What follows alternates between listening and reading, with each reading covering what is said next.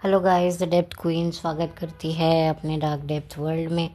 और आज आप लोग जो वीडियो मेरा देखने वाले हैं, सुनने वाले हैं, ऑब्वियसली सुनने ही वाले हैं, देखने वाले तो नहीं हैं।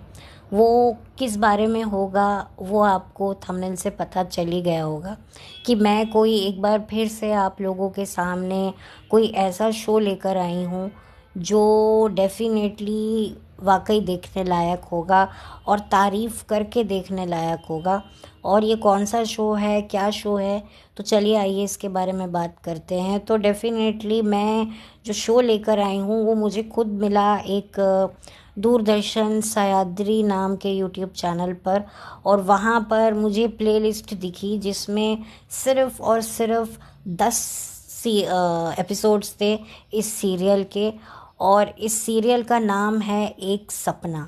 जी हाँ, जिसमें मुख्य किरदार जो निभाया है वो सुप्रिया पाठक ने है। सच में सुप्रिया पाठक को देखकर मैं हैरान हूँ कि इतनी उम्दा अभिनेत्री को जो है वो रिकग्नाइजेशन नहीं मिला अपनी यंग एज में जो वो डिज़र्व करती है। सबसे बड़ी बात तो ये है कि जो सुप्रिया हैं वो एक मशहूर अभिनेत्री जानी मानी डीना पाठक की बेटी हैं। इनकी बड़ी बहन रत्ना पाठक हैं जिनको आपने साराभाई में माया साराभाई का कैरेक्टर प्ले करते हुए देखा है। इनके पिता जो हैं वो ड्रेस बनाते थे राजेश खन्ना, सुपरस्टार राजेश खन्ना और दिलीप कुमार साहब की। मैंने जो जितना भी विकिपीडिया पे इनकी फैमिली के बारे में जाना है, तो जो सुप्रिया जी का जो बैकग्राउंड है वो ऑब्वियसली बहुत ज़्यादा जो है फिल्मी बैकग्राउंड से ये ताल्लुक़ रखती हैं। लेकिन नो डाउट इनके खुद के अंदर जो पोटेंशियल मैंने देखी है इस सीरियल में कि इतनी अच्छी अभिनेत्री को इतना ज़्यादा क्यों इग्नोर किया गया उसकी यंग एज में। इन्होंने बहुत सारी फिल्में कर रखी हैं, साइड रोल्स किए हैं। जो मासूम फिल्म थी लकड़ी की काठी, काठी पे घोड़ा वाली, उसमें भी इनका एक कैमियो रोल है जहाँ पर ये नसीरुद्दीन शाह की कोई फ्रेंड होती हैं जिनका बेटा होता है जुगल हंसराज जो इनकी ज़िंदगी में आता है। तो आपने इन्हें देखा होगा तो आप समझ सकते हैं कि ये कितना इन्होंने रोल्स किए हैं। इन्होंने फिल्म कमला की मौत नाम की भी एक फ़िल्म कर चुकी हैं ये। और इस फिल्म में संजोगवश इनके पति भी रहे हैं पंकज कपूर। वैसे ये खुद अपने पति की सेकंड वाइफ नहीं है, बल्कि जो इनके पति हैं वो भी इनके दूसरे पति हैं। यानी कि ये दोनों एक दूसरे से मिलने से पहले किसी और से शादी पहले कर चुके हैं जो नाकामयाब रही। उसके बाद इन्होंने एक दूसरे से शादी करी जिनसे इन्हें 2 बच्चे हुए, एक बेटा और एक बेटी। बेटी को आपने देखा फिल्म शानदार में। और अब बेटी जो है, बेटी की शादी हो गई है और उसके जो सास ससुर हैं वो भी बॉलीवुड और टेलीविज़न इंडस्ट्री में अच्छा खासा नाम बना चुके हैं। दोनों जो इसके सास ससुर हैं, पति पत्नी दोनों एक्टर्स हैं। तो मतलब आप समझ सकते हैं कि पूरी जो इनकी लेगेसी है वो बॉलीवुड में घुसी हुई है। और इनके जो हाफ सन हैं, यानी कि जो इनके सौतेले बेटे हैं, वो हैं आप सबके शाहिद कपूर। और तो आप देख सकते हैं कि इन्होंने कितना लंबा सफ़र तय किया है। और इनको जो है एक पहचान मिली सन 2002 में आए शो खिचड़ी से, जहाँ से इनको थोड़ा बहुत एक अच्छा रिकग्नाइजेशन मिला हंसा पारिक के कैरेक्टर से। और उसके बाद इनको थोड़ा और अच्छा काम मिला रामलीला मूवी में, जो इन्होंने दीपिका पादुकोण की मदर का किरदार निभाया। अगर आप सब ने रामलीला फिल्म देखी है, मैंने तो नहीं देखी है, लेकिन हाँ थोड़ा बहुत मैंने सीन्स देखे हैं इनके, तो वाकई इनकी एक्टिंग काबिल तारीफ़ है। इन्होंने अपनी यंग डेज़ में अपनी मदर के साथ भी काम किया है और इन्होंने अपनी बहन रत्ना पाठक के साथ भी जो है इधर उधर नाम का जो है एक टीवी शो किया है, जिसके राइटर थे लिलीपुट साहब, जिनके बारे में मैं ऑलरेडी अपने चैनल पर बात कर चुकी हूँ। आप चाहें तो वीडियो देख सकते हैं। तो इनकी जो जर्नी है वो काफ़ी ज़्यादा काबिल तारीफ़ है और बहुत ही, मैं कहूँगी कि बहुत ही सिंपल एक्टिंग में भी इनकी जो कहते हैं ना एक नेचुरल एक्ट्रेस मैं इनको कहूँगी। और इस सीरियल में भी इनके जो दमदार कैरेक्टर इन्होंने प्ले किया है कि एक लड़की है जो एक सपना देखती है अपने पैरों पे खड़े होने का, और किस आत्मविश्वास से ये अपने पर मेहनत करती है और अपने आप को निखारती है। और उससे भी एक चीज़ मुझे इस शो में दिखी कि एक बाप बेटी का जो एक कॉम्प्लिकेटेड रिलेशनशिप होता है। देखिए, एक फ़ादर अपनी बेटी से बहुत प्यार करता है, लेकिन एक फ़ादर की एक मेंटालिटी होती है कि भाई बेटियां हैं या बेटी है वो पराये धन होती है, उसे एक दिन पराये घर जाना है। तो आपने देखा होगा कि फ़ादर ज़्यादा बेटियों को डांटते भी नहीं हैं, और अगर वो कुछ घर के काम भी कर रही होती हैं तो वो बीवी को ही डांटते हैं कि तू इससे क्यों करवाती है, क्योंकि उनको एक वो होता है कि नहीं बेटियां हैं, ससुराल जाकर इनको घिसना ही है, तो अभी क्यों, अभी हमारे पास रह रही हैं तो थोड़े प्यार से रहे, मतलब आराम से रहें, एकदम राजकुमारियों की तरह रहें। लेकिन जो बेटी होती है वो अपने फादर को ये यकीन दिलाती है कि मैं आपकी भले ही राजकुमारी हूँ, लेकिन मैं वक्त आने पर आपकी इज़्ज़त के लिए शतरानी का भी रूप ले सकती हूँ, मैं मर्दानी का भी रूप ले सकती हूँ। ये जो सीरियल है ये उसी उद्देश्य को दर्शाता है, क्योंकि इस सीरियल में जो एक बेटी की जो एक कहते हैं ना एक लगन होती है कि अगर मेरे भाई को मेरे फादर के बिज़नेस में इंटरेस्ट नहीं है और मुझे इंटरेस्ट है, तो मैं क्यों नहीं संभाल सकती अपने फादर का बिज़नेस। तो वो जिस तरह से जो इसका संघर्ष है, देखिए मैं इसका लिंक डिस्क्रिप्शन बॉक्स में डाल दूँगी।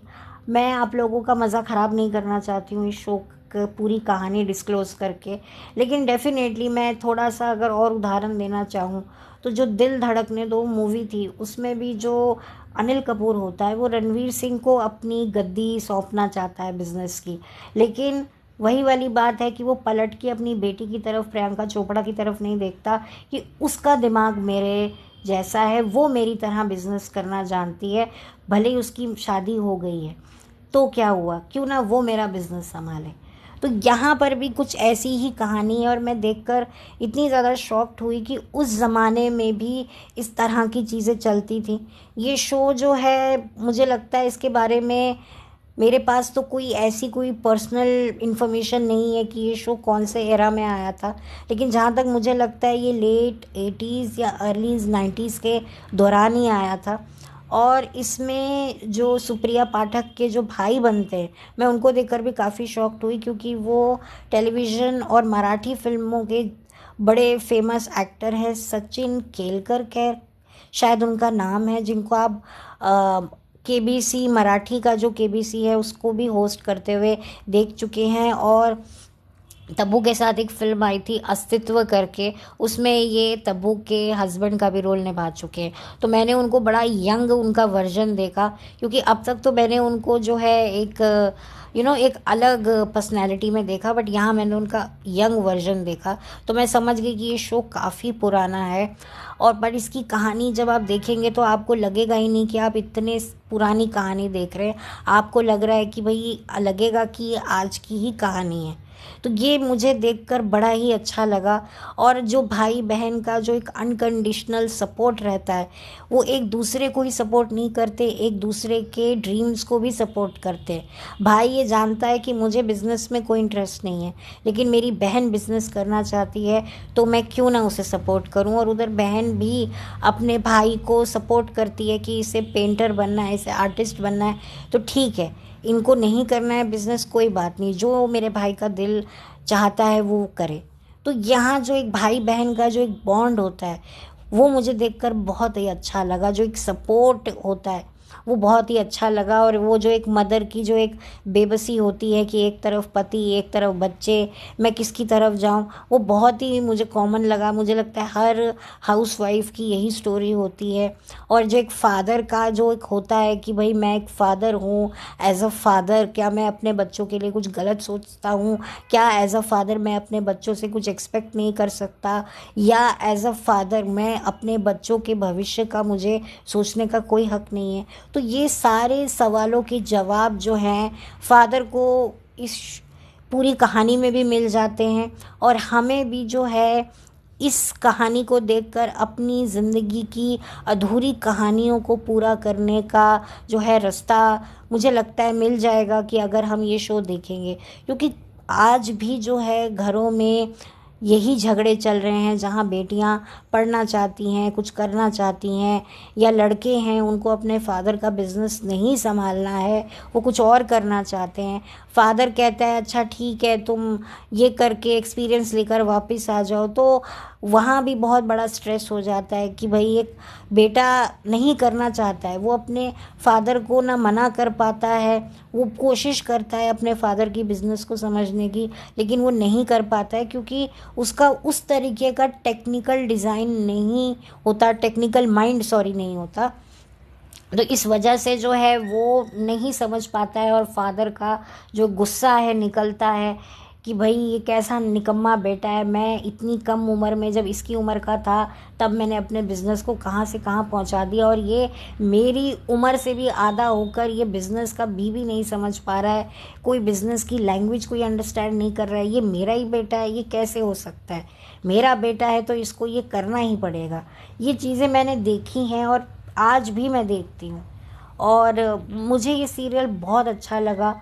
और इस जो जर्नी है, जो 10 एपिसोड की जो ये जर्नी है सुप्रिया पाठक की इस सीरियल की, उसमें उसको एक लव इंटरेस्ट भी मिलता है उसका, जिसमें एंड में जो है वो उससे ऑलमोस्ट शादी के लिए हाँ कर देती है।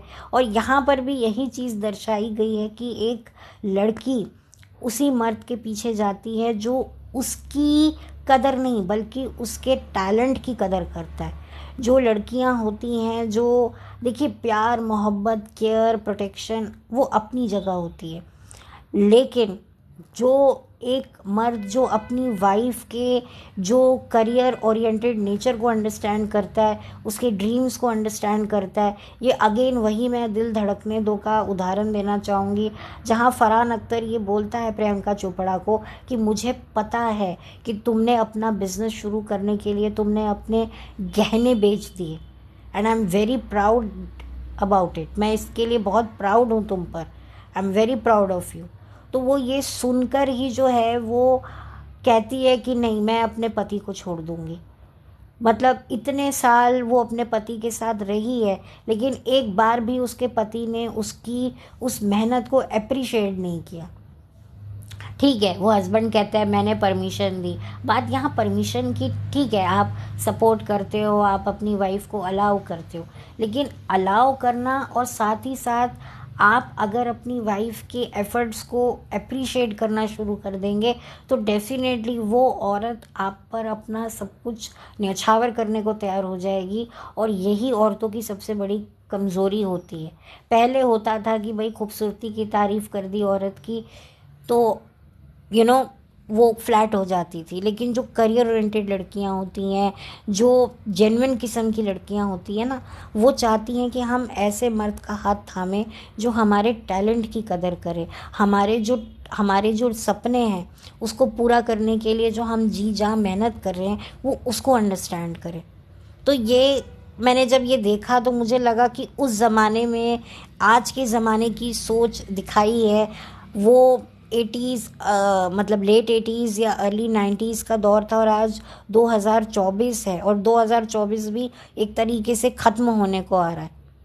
तो डेफिनेटली मुझे बहुत ही ज़्यादा ये शो पसंद आया, और इसमें जो चैलेंजेस दिखाए हैं कि भाई वर्किंग फील्ड में एक विमेन को क्या क्या सिचुएशन फेस करनी पड़ती है, हालांकि आज वो चीज़ें नहीं होती हैं, पर उस दौर में भी अगर एक औरत के पास एक सेल्फ कॉन्फिडेंस है तो वो बहुत सारी मुश्किलों का हल कर सकती है। सबसे पहले तो अपने खुद के ऊपर भरोसा होना चाहिए, ओवर कॉन्फिडेंस नहीं, जस्ट कॉन्फिडेंस।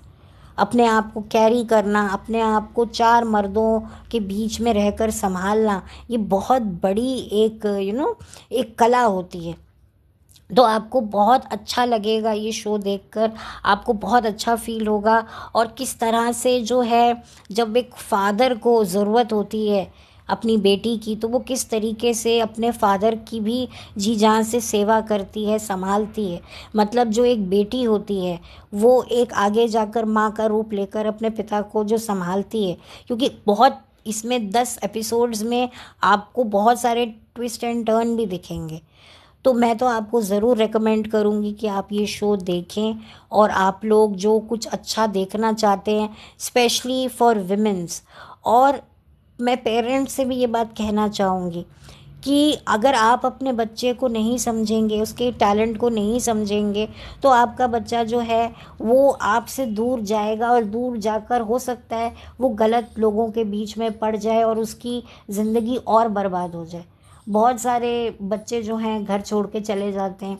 कुछ बच्चे होते हैं जिनको एक सही साथ मिल जाता है और वो अपने सपने पूरे कर पाते हैं, लेकिन ज़्यादातर बच्चे जो हैं वो गलत लोगों के हाथ लग जाते हैं। कुछ ऐसी भी सिचुएशन आपको इस सीरियल में देखने को मिलेगी।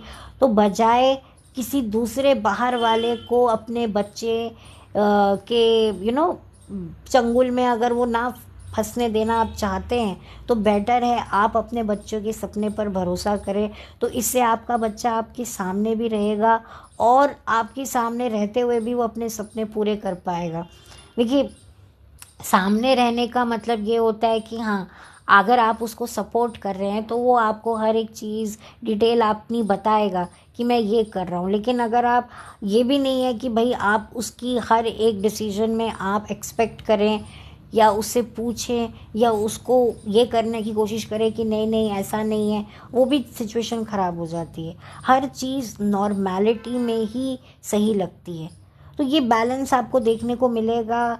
और आपको ये डेफिनेटली, मैं तो यही कहूँगी कि आपको ये शो देखने पर एक बार भी ऐसा महसूस नहीं होगा कि भई हम क्या देख रहे हैं। ऐसा थोड़ी ना होता है भाई।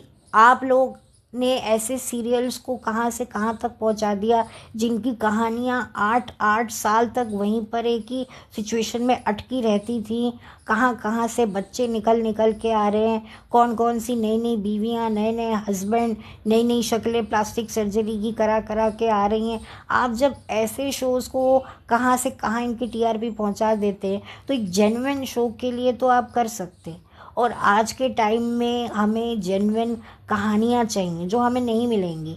तो बेटर है कि हम उन चीज़ों को तवज्जो दें जिनको हमने अनवांटेड समझा, उनको निगलेक्ट किया कि अरे ये तो बेकार है। क्योंकि एक टाइम ऐसा था कि लोग दूरदर्शन देखना नहीं चाहते थे कि भाई दूरदर्शन में तो वही टाँटों हैं।